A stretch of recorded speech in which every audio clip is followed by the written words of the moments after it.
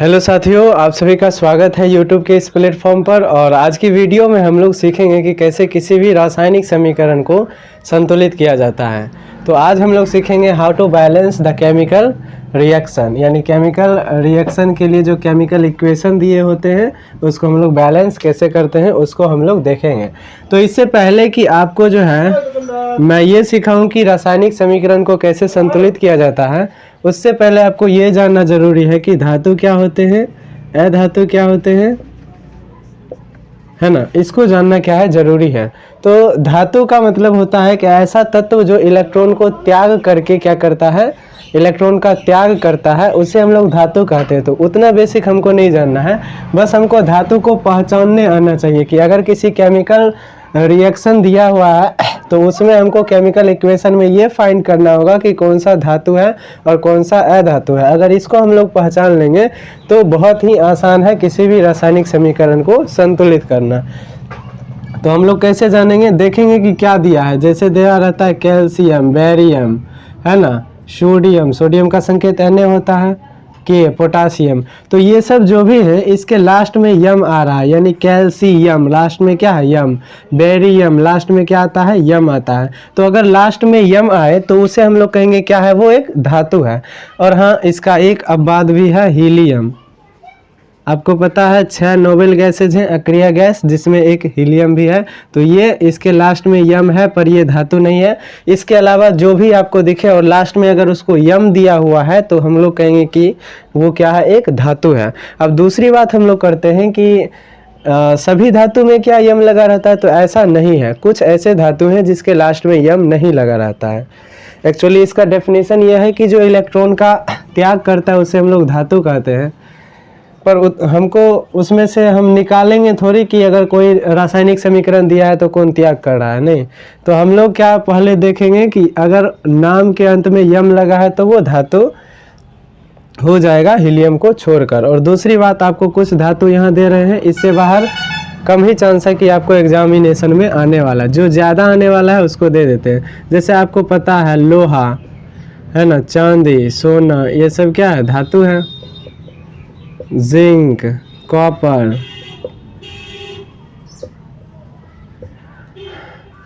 जैसे lead, mercury,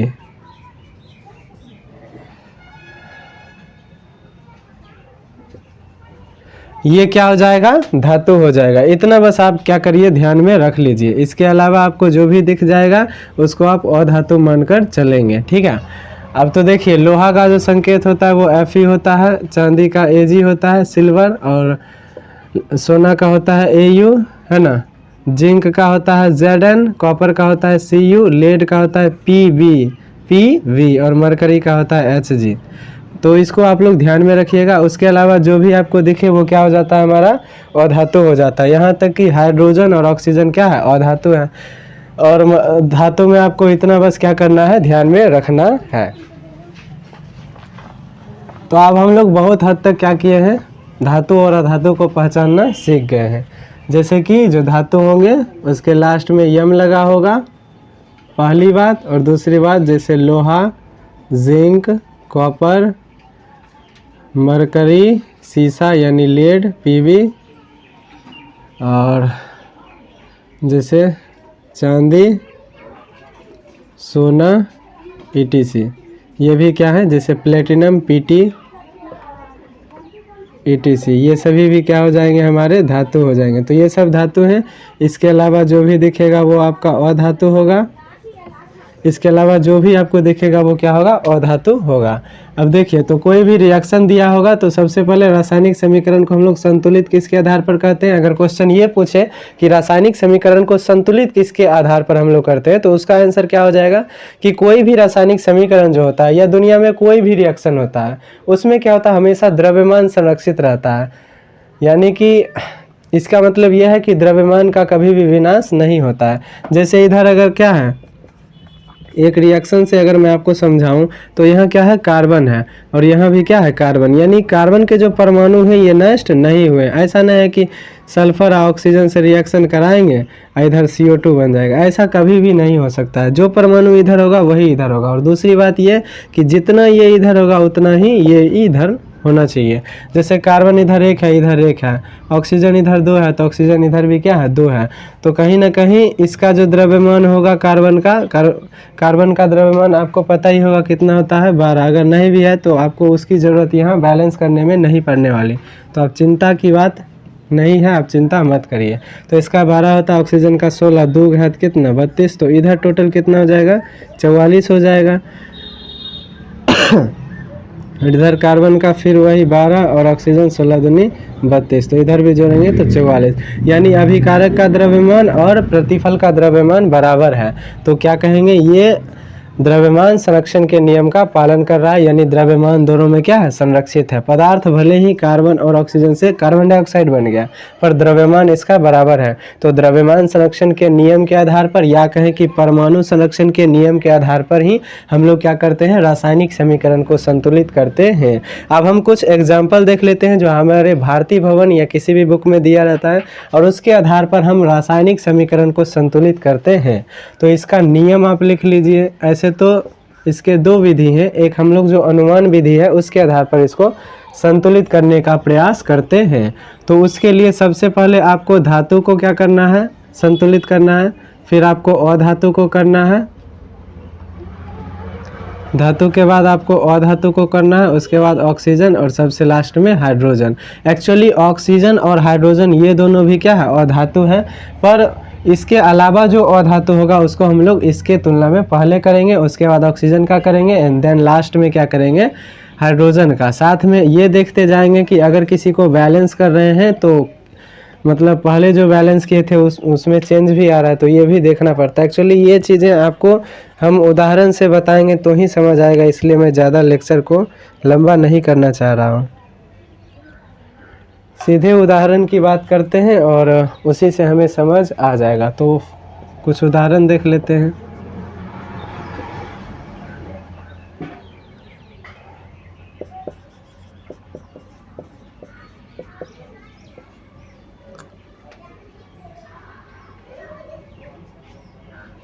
चलिए हम इसको संतुलित करने का प्रयास करते हैं। तो सबसे पहले क्या करेंगे हम लोग, धातु को, फिर अधातु को, फिर ऑक्सीजन और हाइड्रोजन को संतुलित करेंगे।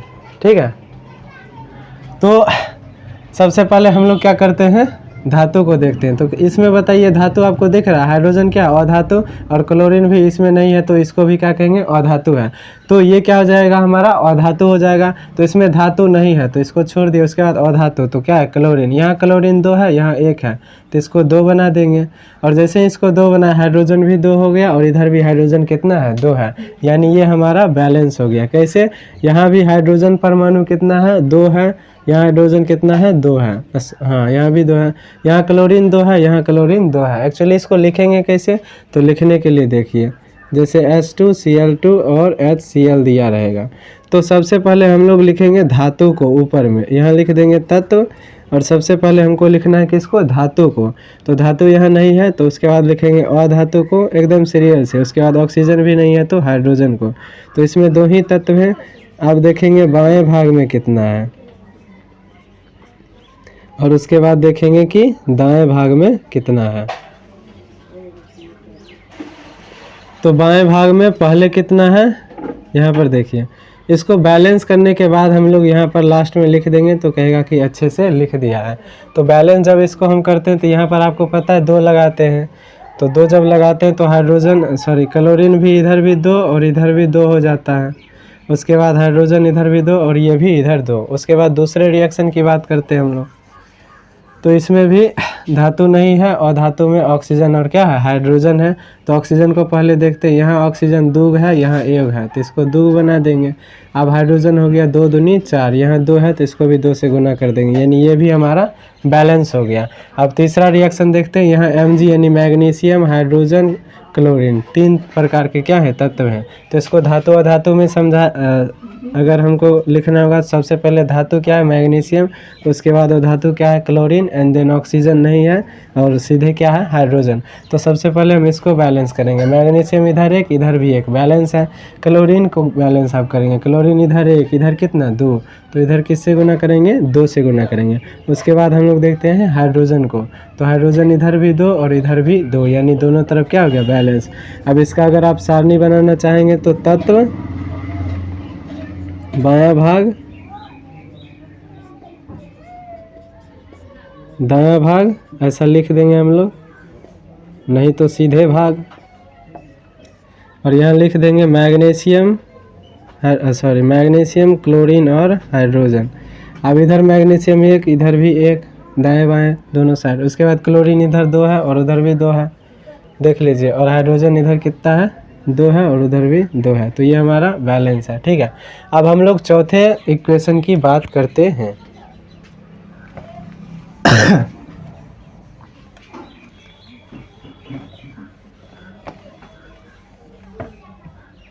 धातु में उससे बाहर नहीं रहेगा, चिंता मत करिए, चिंता से चतुराई घटे, है ना।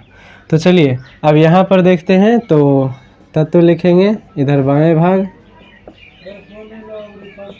इधर दाएं भाग, ओके, समझा बच्चा। अब इधर देखो, अब सबसे पहले हमको क्या देखना है, इसमें धातु कौन है। तो धातु देखिए, एल्युमिनियम, कैल्शियम, ओके। तो यहाँ पर क्या है, एल्युमिनियम भी है और कैल्शियम भी है। तो दोनों धातु को पहले करेंगे। क्यों, एल्युमिनियम लास्ट में क्या है, यम, कैल्शियम लास्ट में यम। तो यम जब भी आ जाए तो यम से थोड़ा सावधान रहना है, क्योंकि यम क्या करता है, हमारे प्राण हर लेता है। मतलब केमिस्ट्री में यम क्या करता है, धातु होने का प्रमाण देता है, खाली हीलियम को छोड़कर, है ना। तो एल्युमिनियम देखिए, इधर एक है, इधर एक है, कैल्शियम इधर एक है, इधर एक है। तो धातु तो पहले से बैलेंस है। अब हम लोग अधातु की बात करते हैं। तो इधर क्लोरीन, हाइड्रोजन और ऑक्सीजन तीनों क्या है, अधातु है। तो सबसे पहले हम लोग किसको देखते हैं, ऑक्सीजन और हाइड्रोजन को बाद में देखते हैं। पहले हम लोग इसके अलावा जो अधातु है उसको देखते हैं, है ना। तो धातु के बाद हम लोग क्लोरीन को देखते हैं। इधर क्लोरीन 3 और इधर क्लोरीन 2, तो इसको 3 से गुना करेंगे, इसको 2 से। जैसे ही ये करेंगे हम लोग तो क्या करेंगे, इधर कैल्शियम 3 हो जाएगा, तो कैल्शियम को 3 करना पड़ेगा, और इधर एल्युमिनियम 2 हो जाएगा, तो एल्युमिनियम को 2 करना पड़ेगा। तो अब हम लोग जब ऐसे कर देंगे तो अब देखते हैं, सब धातु को एक बार फिर से मिला लेते हैं कि हुआ कि नहीं, है ना।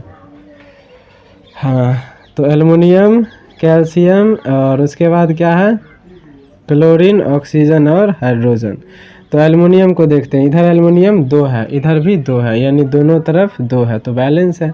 या एल्युमिनियम इधर भी 2, इधर भी 2। उसके बाद कैल्शियम इधर 3 है और इधर भी 3, तो कैल्शियम भी दोनों साइड कितना है, 3 है। तो कैल्शियम को भी हम लोग क्या करेंगे, 3 लिख लेंगे। देन आगे बढ़ेंगे हम लोग क्लोरीन। तो क्लोरीन इधर 3 दूना 6, देखो Cl है और इसको 2 से गुना करेंगे, क्यों, क्योंकि यहाँ है, तो 3 दूना 6। तो इधर कितना है, 6 है। इधर क्लोरीन देखिए 2 तिया, देखो Cl2 है, इसको 3 से गुना करेंगे, 3 दूना 6, तो उधर भी 6, यानी क्लोरीन कितना है, 6 है दोनों साइड में। देन उसके बाद हम लोग ऑक्सीजन की बात करेंगे और हाइड्रोजन की बात करेंगे। ओके, तो ऑक्सीजन हम लोग देखते हैं। ऑक्सीजन इधर कितना है, 2, देखो OH है तो H भी 2 है, अगर OH2 है भाई तो H भी 2 है और O भी 2 है, यानी यहाँ पर कितना है, 2 है और इसको 3 से गुना कर रहे हैं, तो कितना हो जाएगा, 3 दूनी 6। इधर ऑक्सीजन देखते हैं, इधर 3 यानी O3 क्या होगा, 2 गो, 3 दूना 6, इधर भी है 6, यानी ये भी क्या है, बैलेंस है। उसके बाद हाइड्रोजन देखिए, H2 कितना है, 3, 3 दूना 6, सबको छक्के लग रहा है। चलिए इधर भी देखिए, H3 है 2 गो, ये भी 3 दूना 6, तो चलिए सब बैलेंस हो गया अपना। अब कुछ और एग्जाम्पल देखते हैं, ताकि हमारा जो भड़ास है, डर, वो ख़त्म हो जाए धीरे धीरे, एग्जाम का डर। लेट्स टेक एग्जाम्पल मोर। तो अगला हम लोग देखते हैं Fe प्लस H2O। दोनों ये बात ध्यान रखिएगा कि Fe जब क्या करता है, H2O से रिएक्शन करता है, तो Fe3 H2O4 बनाता है और H2 को रिलीज करता है। और यही Fe भैया है, जब ऑक्सीजन से करता है तो Fe2O3 बनाता है। हाइड्रोजन है नहीं है तो रिलीज क्या करेगा, नहीं तो अगला रिएक्शन हम लोग तीसरे गोला पर वाला सीख लेंगे। तो इसको आपको क्या करना है, ध्यान रखना है। ऐसा क्यों, क्योंकि देखिए हम आपको सिखा रहे थे उसी समय जो मैकेनिज्म था क्रिया विधि रासायनिक अभिक्रिया का, तो उसमें हम आपको बताए थे कि इसका जो होता है संयोजकता मैक्सिमम 2 होता है और H2O से 2 प्रकार के परमाणु निकलेंगे, हाइड्रोजन और ऑक्सीजन के। तो ऑक्सीजन का यहाँ पर आ जाएगा तो ऑक्सीजन का भी 2। तो हमारे हिसाब से होना तो ये चाहिए था कि अगर कट गया तो FeO ऐसा बनना चाहिए। एक्चुअली ऐसा होता भी है अदर धातु के साथ, जैसे Mg है और उसका हम H2O के साथ कराएंगे तो यहाँ पर भी जो है Mg और हाइड्रोजन ऑक्सीजन से 2 प्रकार के परमाणु निकलते हैं। तो ऑक्सीजन से जब रिएक्शन करता है तो दोनों की संयोजकता 2 होती है, कट जाता है तो प्रोडक्ट हमारा MgO और लास्ट में हमारा H बच जाता है। आपको पता है FONCl और H यानी फोन कल है। ये अगर फ्लोरीन ऑक्सीजन नाइट्रोजन क्लोरीन और हाइड्रोजन रहता है तो उसको H ना लिखकर H2, N ना लिखकर N2, F ना लिखकर F2, O ना लिखकर O2 लिखते हैं हम रिएक्शन में। बाकी अगर इसके अलावा जैसे यहाँ पर मैग्नीशियम है जो कि इसमें नहीं है तो मैग्नीशियम को Mg2 नहीं लिखे, है ना। तो ये भी हम आपको बताए थे। तो हुआ ये कि संयोजकता की अदला बदली हुई, यानी ऑक्सीजन की संयोजकता 2, मैग्नीशियम की भी 2, काट दिए तो दोनों 1-1 हो गया। तो Mg1Cl1 क्या हो गया, O1। तो 1 को तो हम लोग जनरली नहीं लिखते इसलिए MgO हो गया और हाइड्रोजन बाहर निकला तो हाइड्रोजन को H नहीं लिखेंगे कि इसमें है तो H2 लिख दिए। तो ये बात तो हम लोग डील कर चुके थे। तो ऐसा होता है किस में, मैग्नीशियम में, लेकिन Fe के केस में ऐसा नहीं होता है। इसीलिए बोले आपको कि ध्यान रख लीजिए। अगर ऐसा होता तो हम आपको ध्यान में रखने के लिए बोलते ही नहीं, क्योंकि बहुत आसान है। जब हम बता दिए हैं बउआ तो आसान नहीं है, बहुत आसान है। तो फिलहाल वो आसान था, अब हम लोग इसको आसानी से क्या करते हैं, बैलेंस भी कर देते हैं। तो देखो नूनू यहाँ लोहा आया है, अच्छा रिएक्शनें मिटा दिए, कोई नहीं फिर से लिख लेते हैं। तो आपको पता है जो Fe है वो H2O से जब रिएक्ट करेगा तो Fe3O4 बनाएगा और H बाहर आ जाएगा, FONCl और क्या है H, तो इसको H2 के रूप में लिखेंगे, है ना। तो ये जब हम लोग लिख दिए तो इसमें Fe है, अब इसके लास्ट में आयरन है, रन लिखा हुआ है। तो आपको क्या बताए, धातु में लास्ट में यम लगा होगा, नहीं तो ई सब में से कुछ रहेगा। देखो Fe इसी में से है, तो चिंता क्या कर रहा था कि नहीं मिला तब सर, तो देखो उसी में से आ गया Fe, है ना। अब जैसे तो सबसे पहले हम लोग क्या करेंगे, लोहा को यानी धातु को, उसके बाद ऑक्सीजन को और उसके बाद हाइड्रोजन को। देखो यहाँ धातु क्या होगा, ये यहाँ क्या होगा 3, एकरा 3 बना देंगे, हो गया। उसके बाद ऑक्सीजन यहाँ 1 है, ऑक्सीजन यहाँ 4 है, तो इसको क्या करेंगे 4 बना देंगे।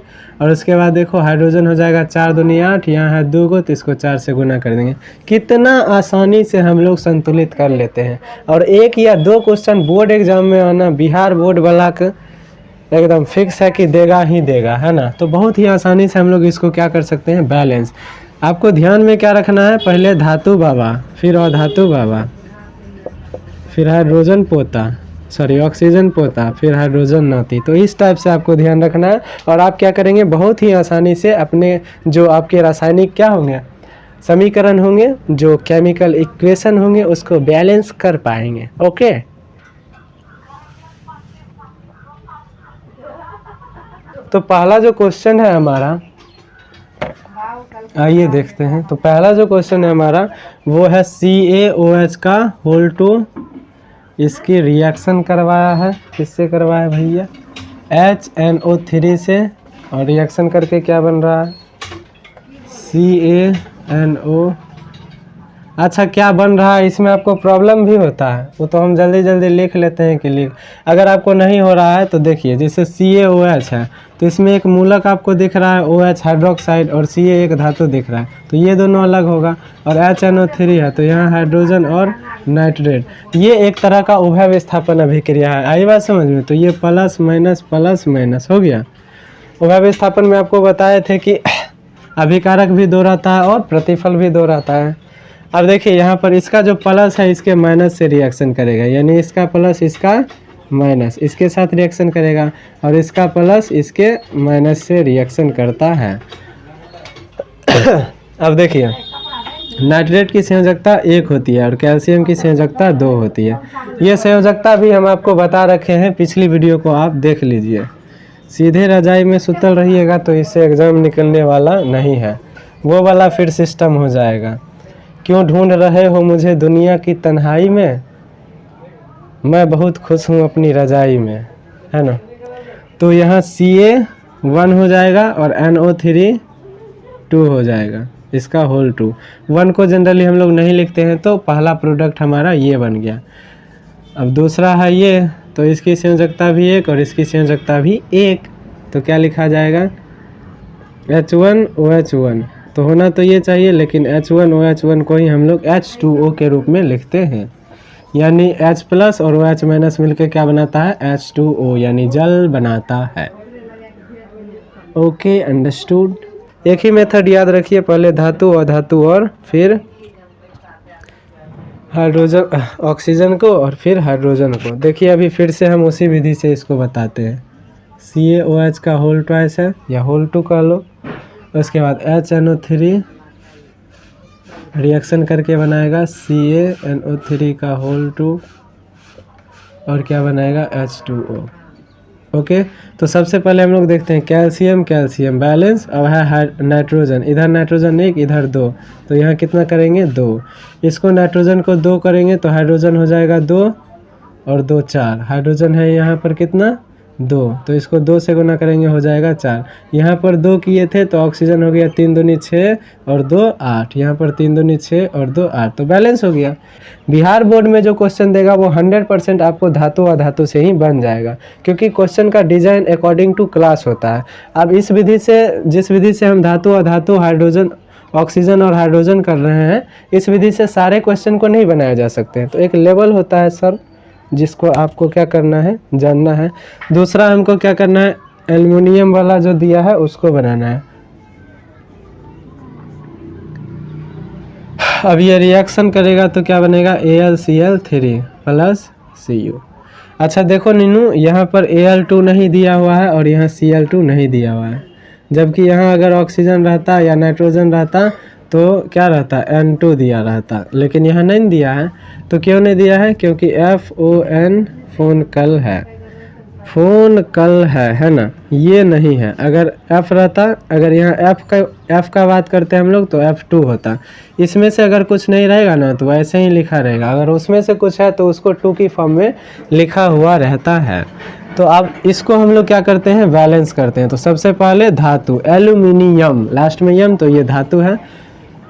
कॉपर, ये भी धातु है, इसमें देख लो कॉपर यानी तांबा उसमें है, देख लो। उसके बाद क्लोरीन अधातु है। तो सबसे पहले हम धातु को बैलेंस करेंगे, तो aluminium aluminium balance, copper copper balance. उसके बाद अधातु यहाँ क्या है 2 है क्लोरीन और यहाँ 3 गो, तो इसको 2 से गुना करेंगे, इसको 3 से, तब न 3 दूनी 6 और 2 तिया 6, तो 3 से गुना करेंगे तो कॉपर हो जाएगा 3 गो, 2 से करेंगे तो एल्युमिनियम 2। कितना आसान था भैया। तो ऐसे ही करके आपको क्या करना है बच्चों, जो भी रासायनिक समीकरण है उसको बैलेंस कर लेना है। सबसे पहले धातु बाबा, फिर अधातु पोता, फिर ऑक्सीजन नती, फिर हाइड्रोजन पोता। तो ऐसे करके आपको क्या करना है देखना है और चलते जाना है। धातु को पहचानने का ट्रिक आपको बता दिए, या तो लास्ट में यम वाला कोई आएगा, एल्युमिनियम बेरियम है ना, उस समय से कुछ आएगा, या फिर आपको ये जो धातु है ये मिल सकते हैं। तो इसमें से जो ज़्यादा मिलता है उसको भी आप बता देते हैं।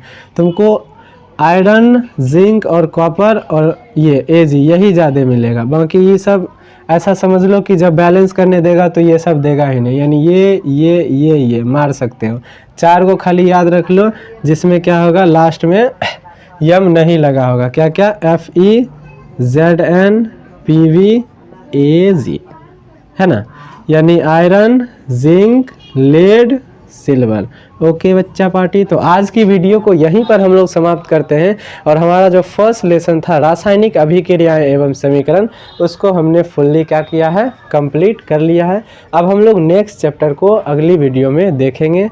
तो मिलते हैं अगली वीडियो में, तब तक के लिए जय हिंद, वंदे मातरम, बाय बाय।